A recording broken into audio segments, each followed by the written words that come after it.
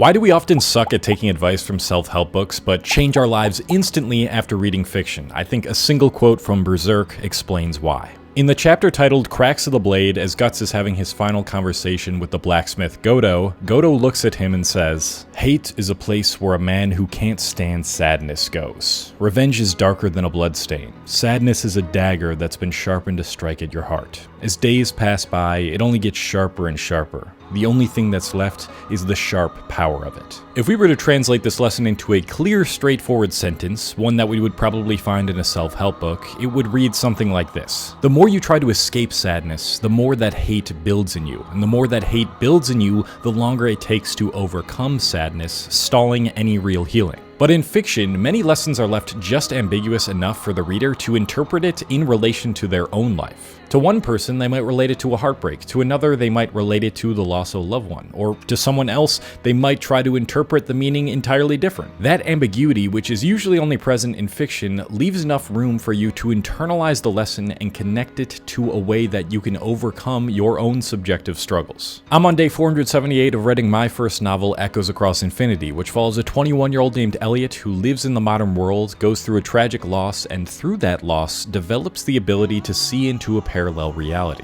And just like many other great works of fiction, I don't want to tell you what to think, I want to help you find it out yourself.